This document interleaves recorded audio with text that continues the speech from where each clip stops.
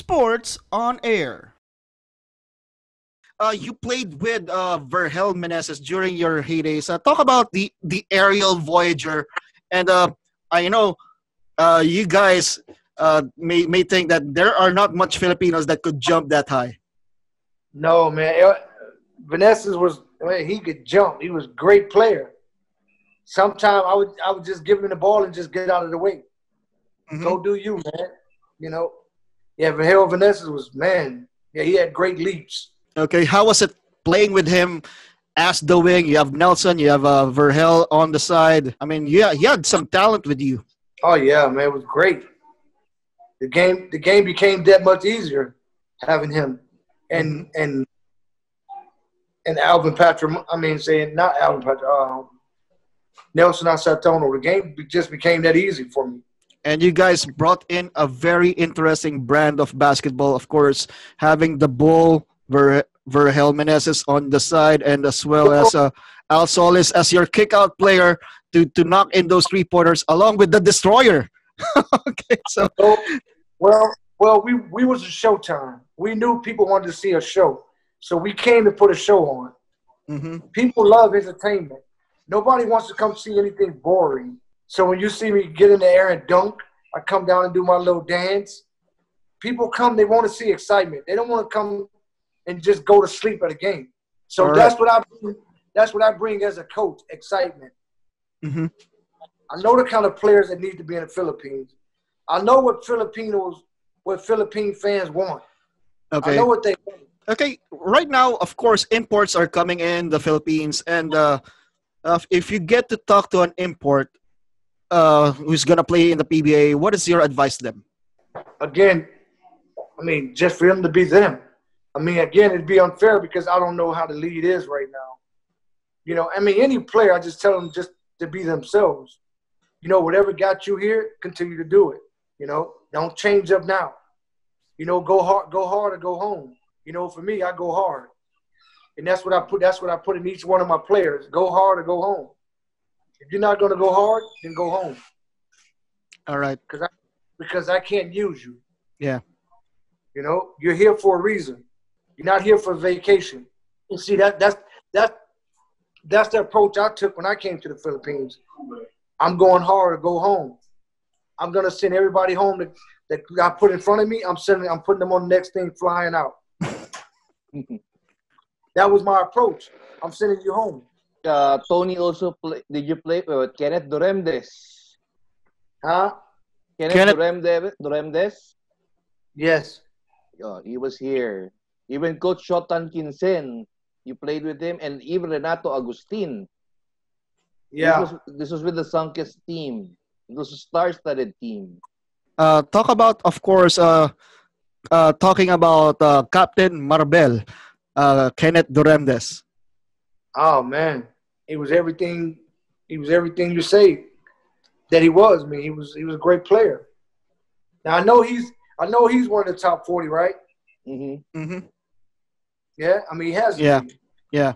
Bone Alvarez, top 40. No, not yet. I think Brian, No. not yet, right? No, No. not What Alvarez. do you mean, not yet? Maybe in the next 10, but not in the top 40. So you're saying to us right now that Bong Alvarez should be a top 40 player in the PBA history. Of course, Bone Alvarez was probably one of your most exciting players to watch as a local. Hmm. Hell, he was exciting for me to watch. Mm-hmm. Hmm. I love the way he hung in the air. He had the best hang time there was. His hang time was better than mine. I mean, Okay. I love Bone Alvarez. I love this game. He had Hmm. a hell of a hang time game. And talk about competing against Bong Alvarez. What is it like to be playing against Bong Alvarez? I mean, Bone was he was nervous player to play against. He was because Bone Alvarez, if you allowed him to get on, if he gets on fire, I mean, he'd give you 40 points easy. Hmm. So I mean, he was not an easy player to contain. I think if Bone would have had a different coach, that just give him the green light, he would have been very difficult to defend. Very difficult. You know, sometimes these players just need the right coach. True. To bring the game out. See me, I'm a confidence builder. For my players, I don't break my players down. I build them. If their confidence is broken, I build their confidence. If they're afraid to shoot, I make them a shooter. Mm-hmm. If they're afraid to penetrate, I make them penetrators. Mm-hmm. And I tell them, look, don't ever think about missing. Just shoot the ball. Because if you think about missing, don't shoot it. You've already missed. Mm-hmm. You know, so that's one of my sayings when I'm training. You know, I'm just a confidence builder. You know, I make my players believe in themselves because I know how important it is in the game of basketball or any sport, really, not just in basketball. You got to have your player have confidence in himself before you can actually have confidence in him. Yeah.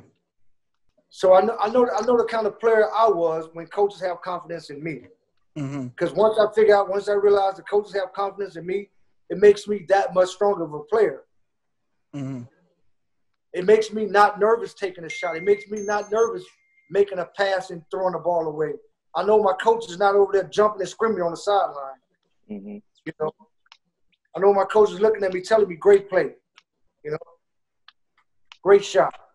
Even if I miss a great shot, I'm just that guy. I'm a player's coach. If I can say that, I'm a player's coach. Mm. And most of the players I coach understand I've played at every level of the game. College, high school, NBA, PBA, CBA. You know, so I have all players' full attention. When I talk, forget what I've done in the Philippines, forget what I've done in the NBA. Yeah. I have their full attention as a player, as a coach. And that's pretty difficult to get a player's full attention. But you know, they understand I've played at every level of the game. You know, I've done things in basketball that most players won't do in a lifetime. Mm-hmm. You know, and it took me years to do it. And I know I can come and I got a hell of a lot to offer the Philippines, you know, as I did as a player. I have the same amount of offer as a coach. I wanted to come there and do a free basketball clinic. Okay.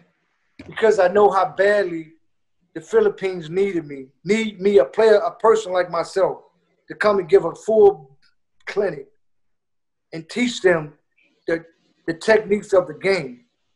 Thank you for watching. Click the subscribe button and ring the bell to be notified with our latest videos.